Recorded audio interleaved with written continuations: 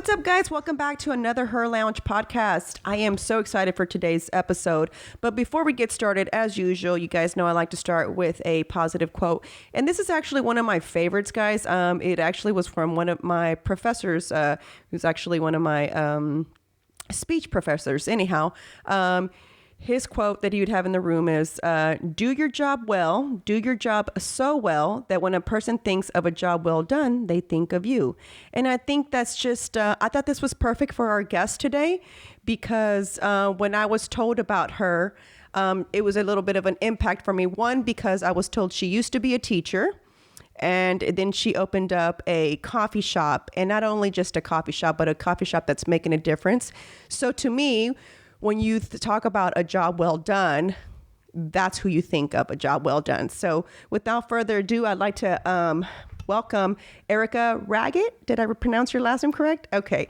Thank you so much for being here. Erica is actually the owner of A Second Cup, which is a coffee shop in the Heights area. Is that considered the Heights area? Yeah. Mm-hmm. Yep.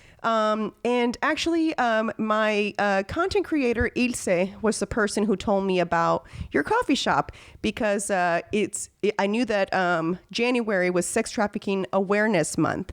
And so I said, Ilse, do you have any idea what we can do so that we can bring awareness to it? Because funny thing was, during the whole elections thing that was happening, I started to hear more about sex trafficking, more so because a lot of the debate was the borders, the open borders, and how a lot of the issue comes from there, right? And it not saying that everyone is sex trafficked through the border, but they were talking about how a lot of it was from there. And I honestly had no idea.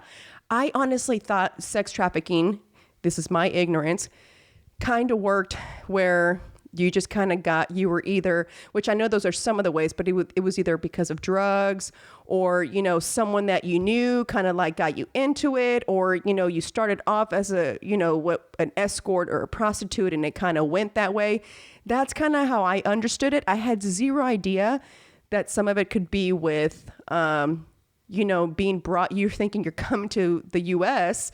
to work, and instead they give you a different type of work. So with that being said, Erica, please introduce yourself. Tell us a little bit about how you got started and how you got involved with helping, women who are victims of this. Yeah, well, thank you so much for having me, and thank you for that kind introduction. Ilse she was one of my students. She was, I taught her in 6th grade. Wow. So it's crazy. It makes me feel old. Yeah. Now, like a professional content creator. Anyhow, yes, it's such an honor to be here. My name is Erica Raggett. I am the founder and executive director of A Second Cup, and A Second Cup is a unique entity. We are a mix of retail, the coffee shop, with a nonprofit. So we are a nonprofit, but we have this branch of what we do that helps us continue doing the work that we do. Sure. And so, yeah, I learned about human trafficking back in December of 2010. So it's just been just over 10 years now. And so, 10 years ago, I learned about it. I remember hearing about it and just being blown away and horrified and just outraged that something like this could be happening, and also kind of a little bit mad at myself for not knowing that it was happening. That's my current feeling right now, is that I can't believe I'm 39 and I'm just now like really hearing about it more when I know it's been going on for way longer than that, Yes. Yeah. Yes. And so that, there's this little bit of guilt, like, how could I not have known this? But I think there is grace for that. We all are in a learning process, and we all, continue our learning, and it's kind of like what you do from here on out that matters. Right. So, so I had this just shock of what was happening, and I couldn't shake it. Like, I think there are some things you hear about and you're like, oh, that's really too bad. Yeah. And you kind of just move on with your life. And this was not that for me. Yeah. This kind of gripped me.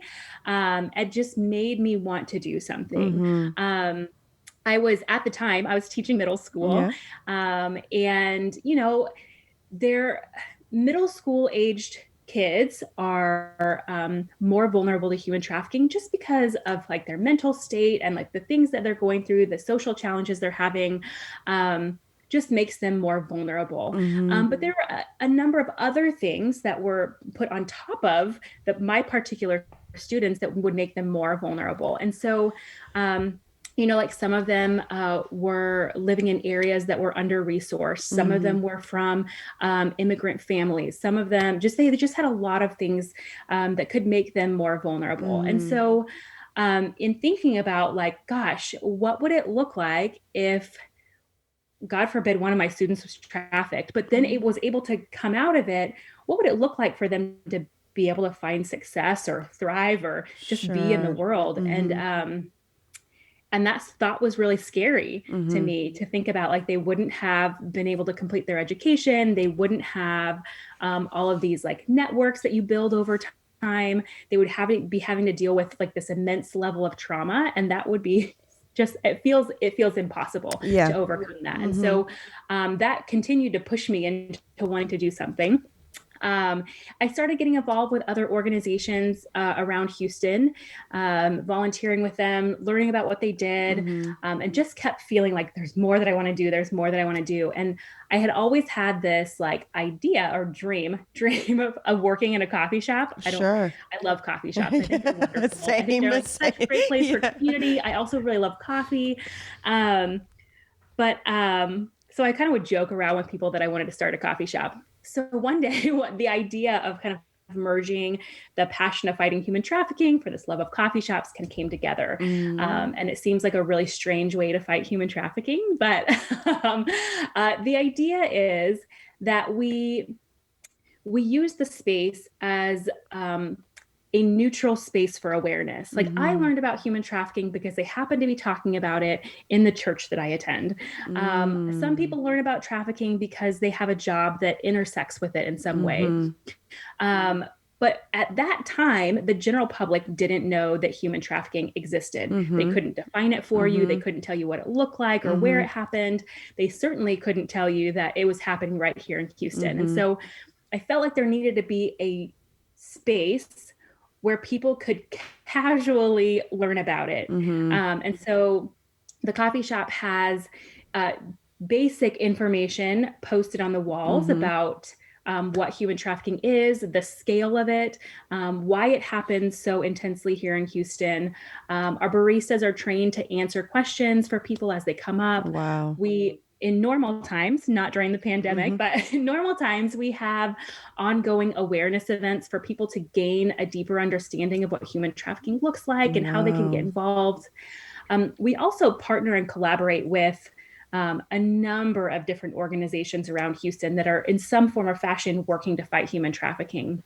We think it's so important to be strategic and collaborative, and so we do a lot of work together.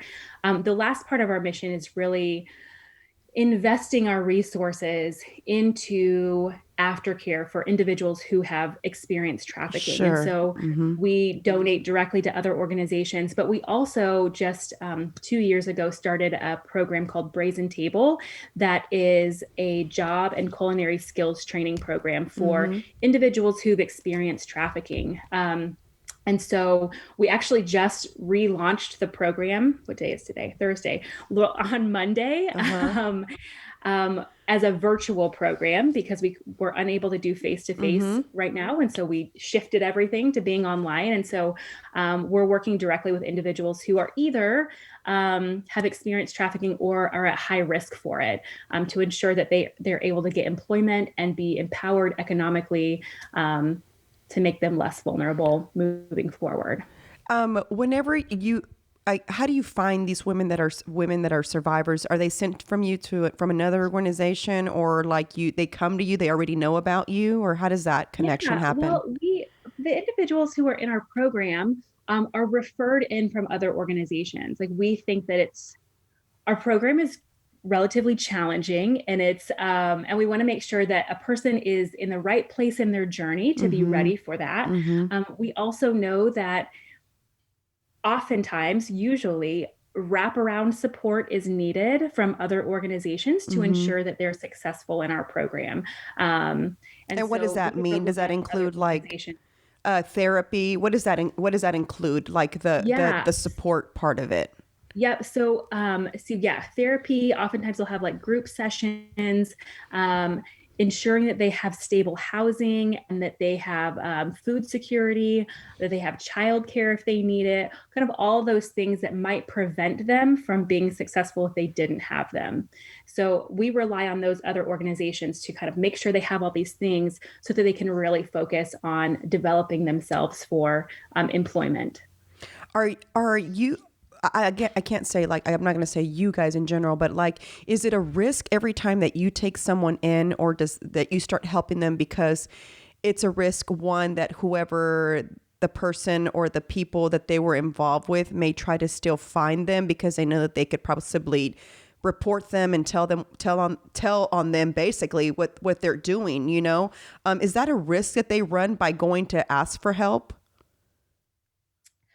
Sure. Um, Oftentimes the tactics that traffickers use to keep their victims kind of in line Mm-hmm. is fear based, Mm-hmm. and using threats or threats to their family or things like that. And so there is oftentimes a lot of fear and whether perceived or real danger to them. And so individuals who are in danger, or even if they perceive they're in danger, are likely not at a place that they're ready for a program like this. So they are Mm, likely working with some of our partners who have safe houses, got it. where kind of all of that stuff happens, all of their support happens in this safe location that is not known to the general public.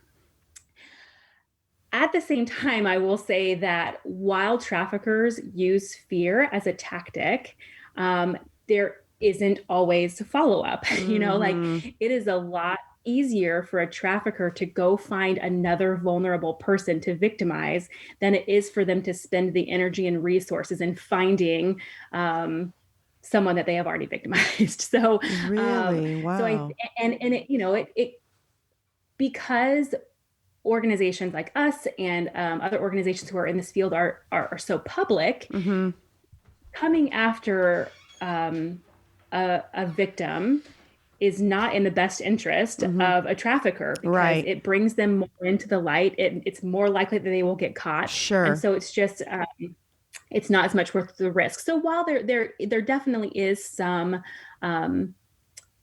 some potential for danger. Mm-hmm. We have never experienced it. I don't think that any of the other organizations we work with have experienced it. But anybody who is at high risk for retribution from a former trafficker would probably be in a safe house with some kind of protection. So When these victims actually finally are found, I guess, if they don't themselves come voluntarily to ask for help, when they're found, are they first taken to jail and then they're put into organizations that could assist? Or how does that process work for them? it kind of depends. So many situations are different, and Got so it. there are some individuals who are able to reach out for help and get out of their situations.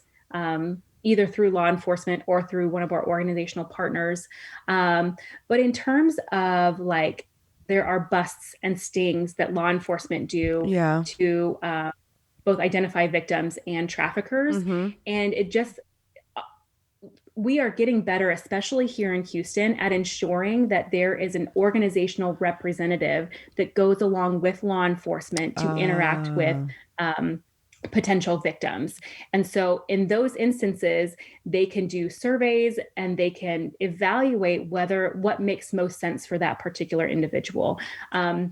Sometimes there are cases where it does make sense for a victim to have some time in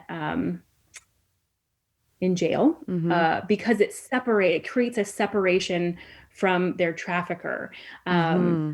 I don't like that. Mm-hmm. I Yeah. wish that didn't have to happen, but I think there are some cases that are evaluated where it makes that is what currently makes the most sense. Partly because we don't have the resources as organizations to Mm-hmm. provide that level of separation and protection for that Mm-hmm. individual. And so the safest place for them is actually incarceration. Do you Hopefully one day we will build out a system where we can have actual like safe locations that can act as that kind of emergency ground where a victim can be taken instead of jail. Sure. And can you hear me? Mhm. Okay, I'm sorry. We're doing Zoom, guys, for those of you who are listening. So there might be a little bit of a disconnect sometimes. I just kind of heard that it kind of went off. But another question I had for you is, do you see that it's a mix of children, men, and women, or is it really just is it predominantly women, or is it just a mix of everything? Yeah. Statistics are so hard to come by, and I'm very skeptical of them when you do see them because this is such an underground crime. And so, what we can see, or like what like the statistics that come out from law enforcement when they actually like make prosecutions or when they make arrests, and I think that a lot of people perceive that this is a crime primarily against women and children, and forget that men can also be trafficked as well. And so with sex trafficking, I don't know the exact numbers, but I do know that it is a mix. Men can be trafficked, women can be trafficked, and children can be trafficked. They can come from a variety of different backgrounds. There are certainly communities that are more impacted by trafficking than others. I also know that there are higher rates, or LGBTQ youth are at a higher risk of being trafficked. Yeah, it can happen across the board. And I think that if we get stuck into thinking like it's just women and children, then we forget this whole subset of individuals who are vulnerable and victimized and exploited. Yeah. Does that answer your question? Yeah.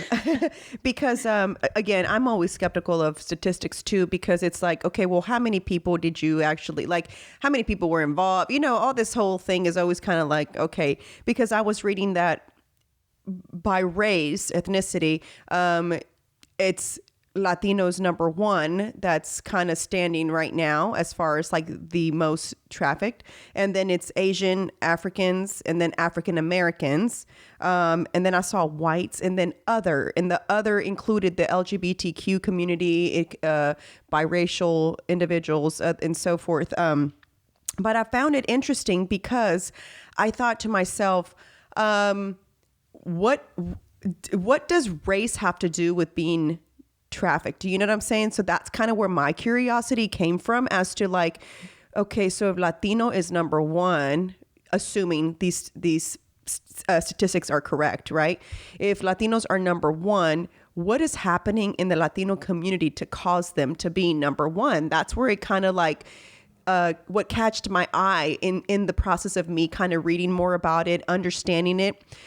I also, I guess for me, another thing that I didn't understand was it could be as simple as, I read a story of a gentleman who was addicted to drugs, had a cousin who was a drug dealer, and because he knew that his cousin was an addict, that's how he got his drugs. He basically was, having sex for drugs. And then when he was like, wait, I don't want to do this anymore, it was like, no, you're not getting out of this. It doesn't work that way. Just because now you don't want to be doing drugs, you're not just going to be let go that easily.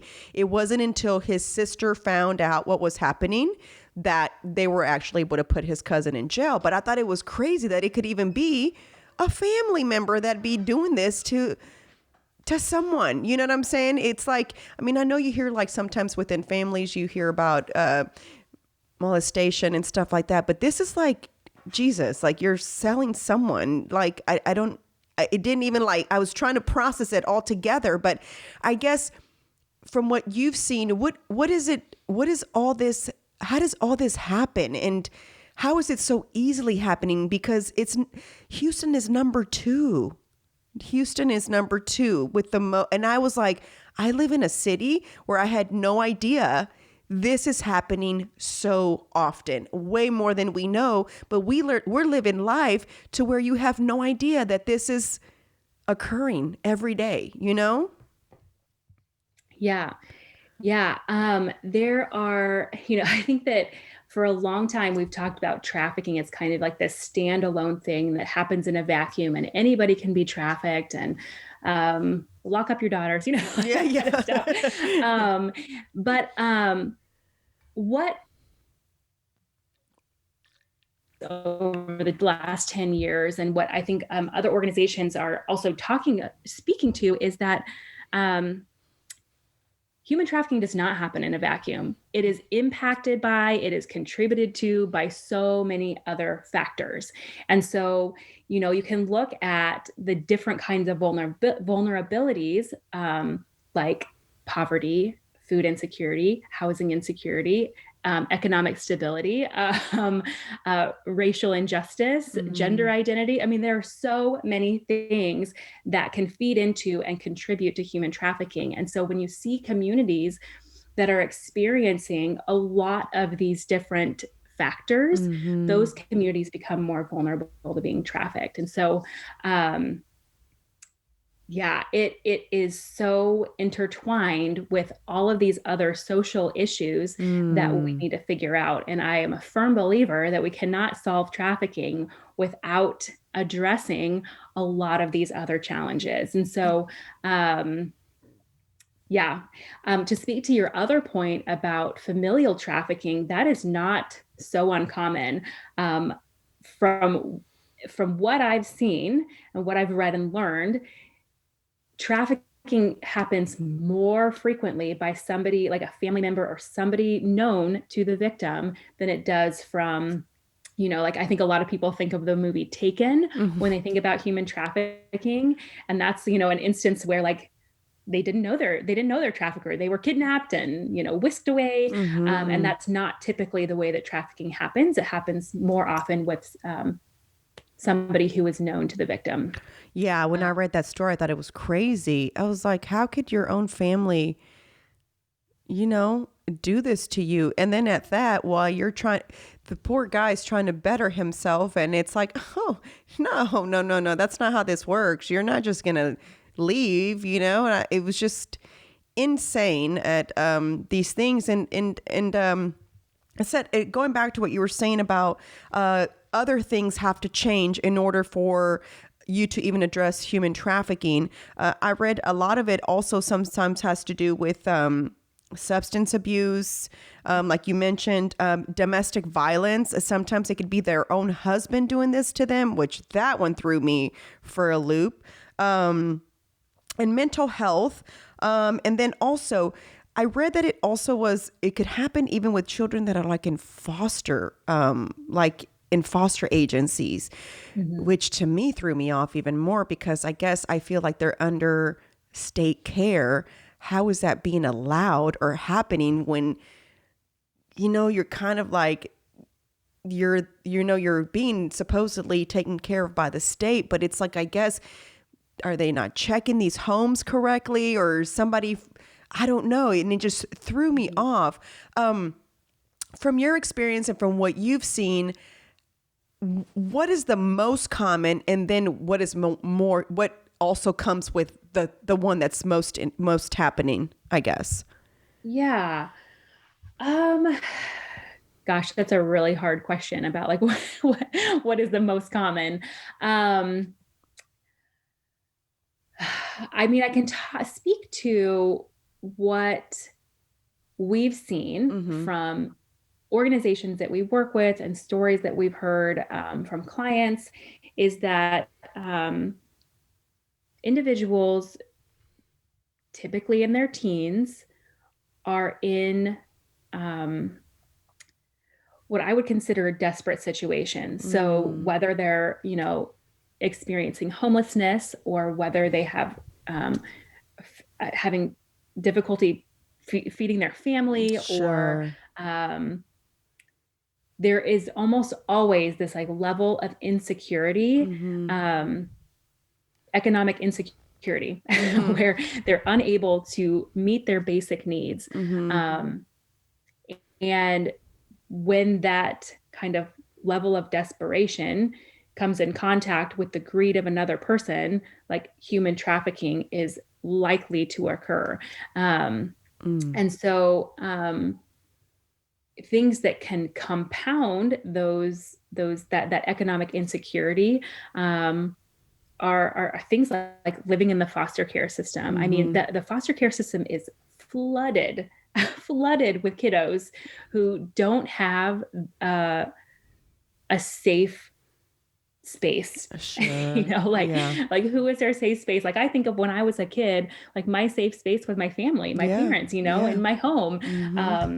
And a lot of these kiddos just don't have that. And so that is a huge vulnerability when they're experiencing like bullying or isolation in school and they don't have people to turn to. That is another compounding factor.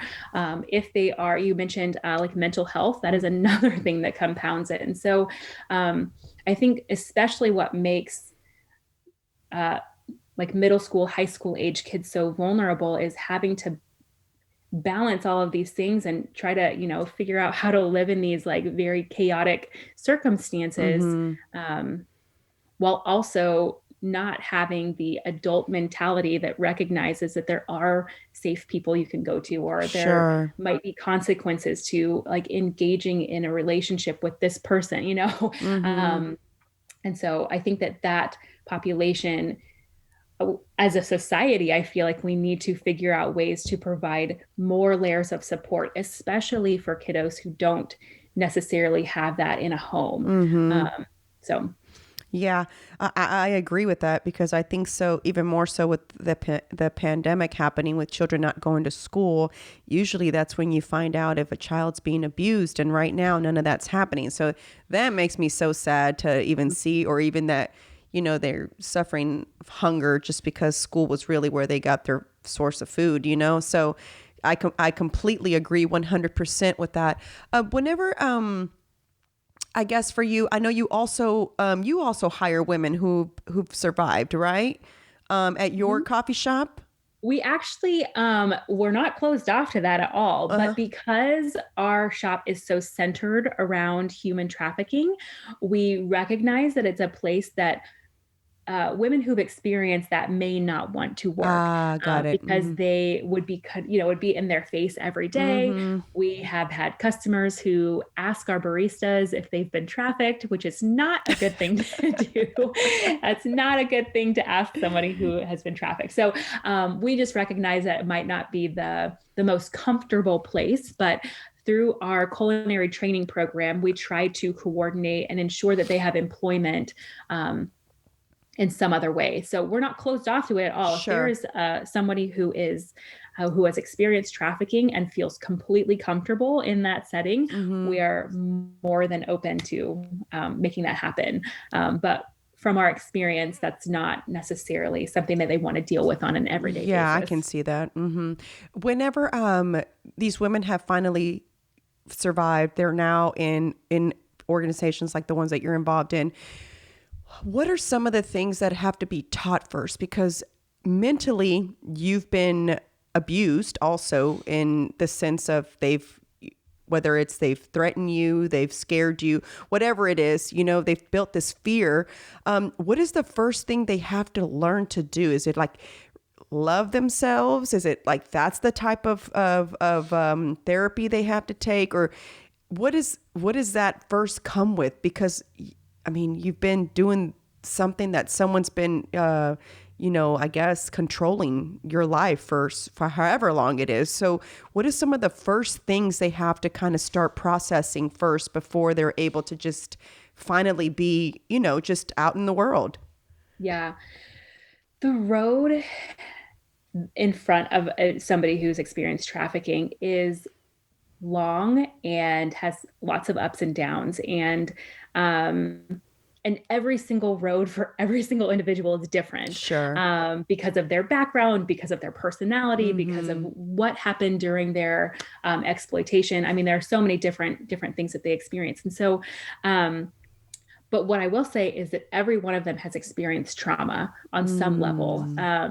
And so that is I mean, I've learned a lot about trauma over the last 10 years and how it impacts everything. It impacts the way that your brain processes information. It impacts the way that your body responds to stress. It impacts, I mean, everything is impacted by trauma. And so, working through that trauma and uncovering the triggers and the responses to those triggers, and coming up with coping mechanisms when those things are re-triggered, is really important. And I think I am not a therapist or a counselor. Sure. And so somebody with that background could speak to this far better than I could. Sure. Yeah.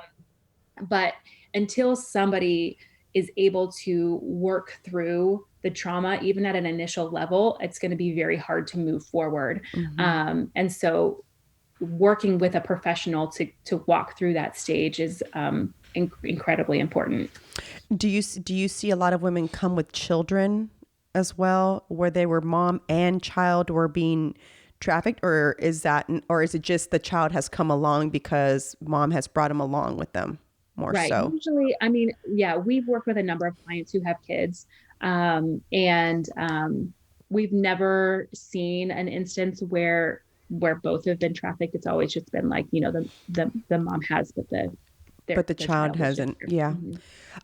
When I went into your coffee shop, I noticed that, speaking about the retail part that you said earlier, I loved all the information that is on every vendor's item. You know, I came across I think they're called Collective Branded or Branded Collective, something like that.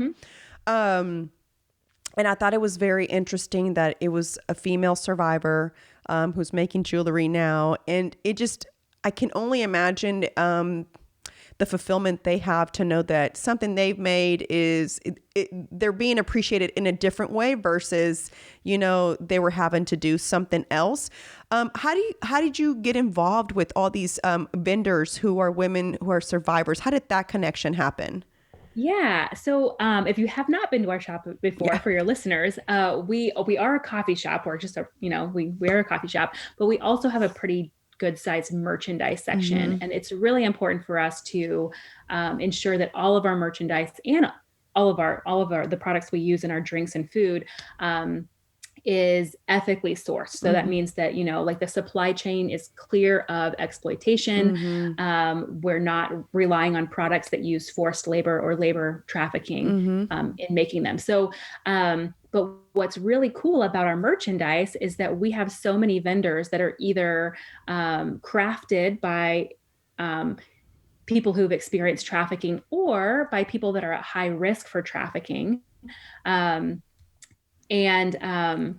And so that's kind of just been built out over the last 2 years. Our operations director, her name is Brooke Evans, and she is just like, she's a genius when it comes to merchandise. She just has an eye for it, and she finds such beautiful things, and has connected with a lot of these vendors who are providing a space for economic empowerment for individuals. And so, you know, one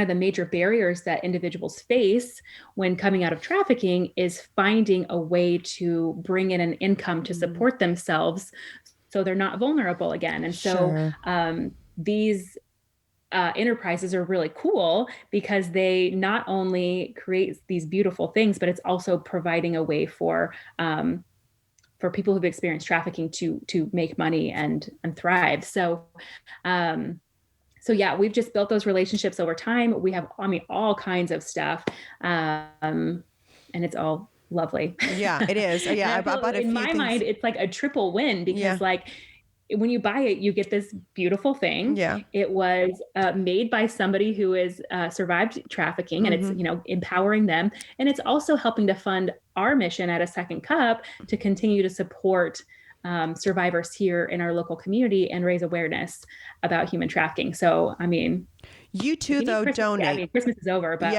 well, no, I went just recently. So, I mean, I went and I was like, oh my God. And it was funny. My husband went with me and he was like, I thought you were here to take pictures. I was like, I know, I couldn't help it though. So I came out with a ring, a bracelet, a t-shirt. It was like all sorts of stuff that I came out because for me, I always feel like, I hate that we work so much, and I haven't made the time to actually give back more like we should. You know what I'm saying? I think sometimes we're so busy with life and our children and everything else that finding time to give back is always a little bit difficult. And I made it something for me this year that I said, okay, I can't make excuses anymore. Like I've got to, like, just the same way I make time for everything else, even if it's just an hour a day or if it's giving back, volunteering, it doesn't matter. Like, I need to do it. You know, I used to do it when I was younger, but I didn't have children, you know, so it just gets hard with life. So I said, okay, I have a decent platform. I really want to bring awareness. I was like, I have to do it. So this was my mission this year, is to bring awareness to different types of things that are out there, but more so this, because I just couldn't believe how big it was in my own city, in a city that I live in, that I do things in every day, and I walk around jolly and happy, you know what I'm saying? Not knowing that there's a lot of other people who are dealing with so many other issues, you know, like this, for example. I heard you say on several occasions, high risk individuals. What does that mean? Is it just like kids that or people that live in like poverty, or just a lower income, or don't have like a family support? What does the high risk mean? Yeah, great question. So it kind of goes, I mean, it does go back. It goes back to kind of what I was referring to with the different vulnerabilities. So, like, every time you add in one more, that makes somebody higher risk. And so if you have a young woman of color who is living in poverty, who also is going to a school that is not providing, does not have enough support counselors to provide that level of support at school, who also has parents who are working multiple jobs to make ends meet. And so she often is by herself. She is also, you know, part of the LGBTQ plus community. She, you know, like, every single time you add another vulnerability, it just makes somebody higher and higher risk, or more vulnerable to trafficking. Wow. It's just, it goes back to, like you said, it's like all these other things play a big factor in this happening, versus you just don't, you know, I know I read some stuff about also that a lot of times it's even happening in like strip clubs, you know?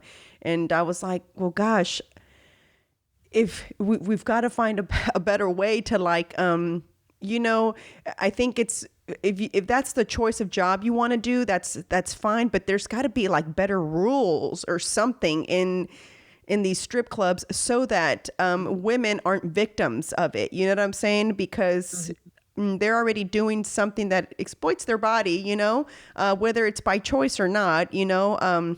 And I know everybody's opinion is different about that type of job, and I get it. It's how this person makes a living, but there's so many risks that go with it as well, you know, and that's one of them.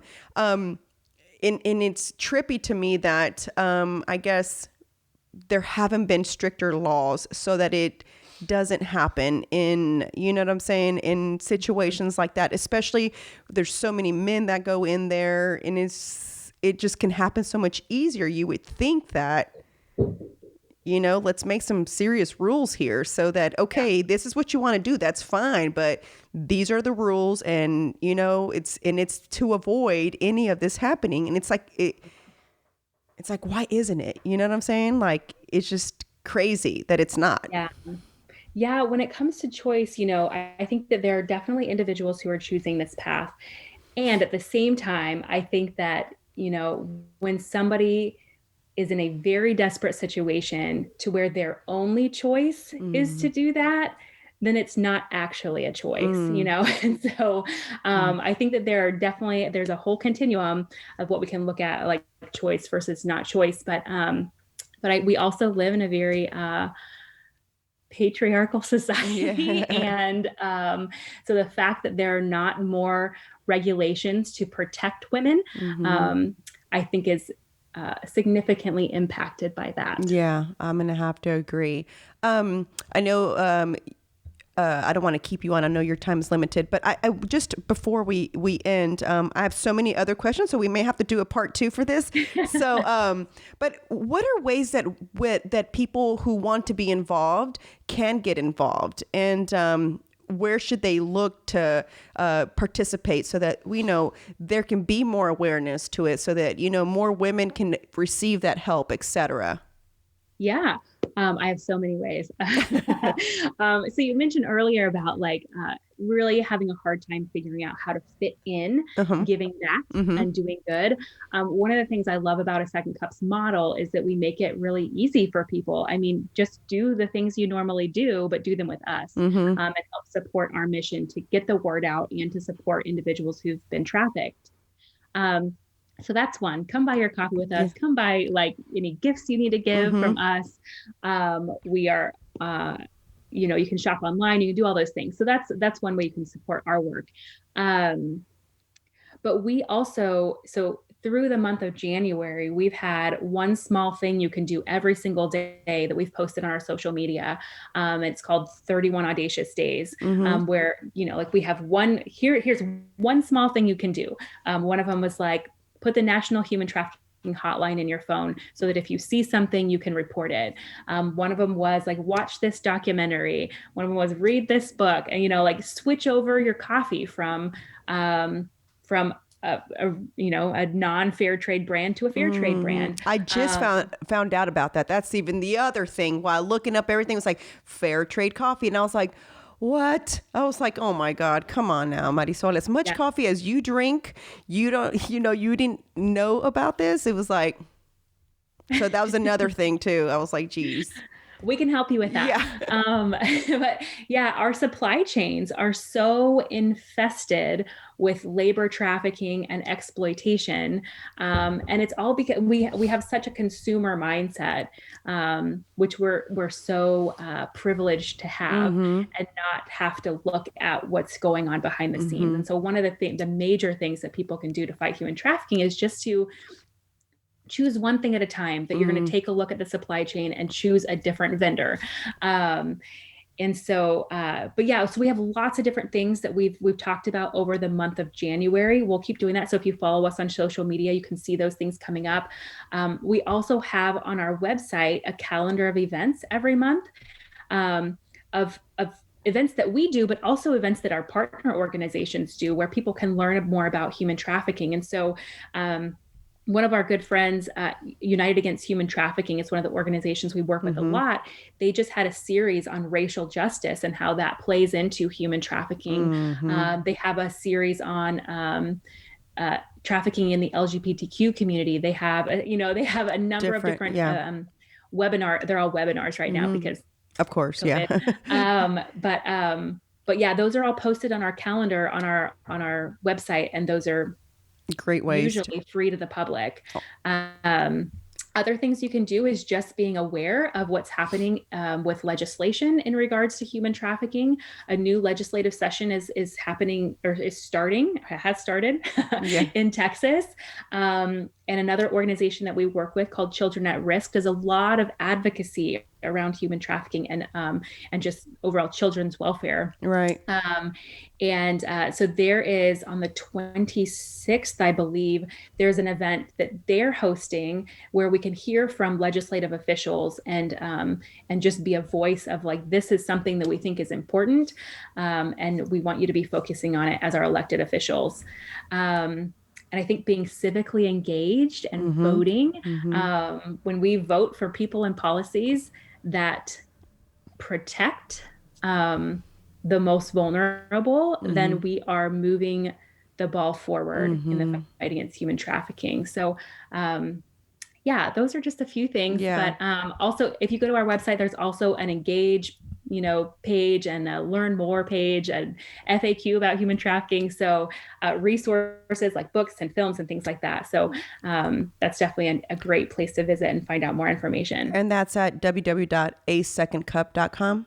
That's correct. Okay. All right, guys. So if you guys are listening, please go out. And if you're in the Houston area, support a Second Cup. They're in the Heights area. Even if you're in the Woodlands or wherever you are, this is a good cause. And I'm sad that I just found out about it. So my mission is to make sure that I bring more awareness to it. I posted you guys' wall where you guys give all the information here recently because January, like I said, is Sex Trafficking Awareness Month, or Trafficking Awareness Month in general. But I think it's just important that we talk about it more. And I know it makes some folks uncomfortable to just kind of like talk about these things. But I think that, as my friend says, conversation rules the nation. And I just really think that, that's the only way we're going to get started in helping. And whether it's you supporting a vendor at Second Cup, or, participating in purchasing anything at a Second Cup or anywhere else,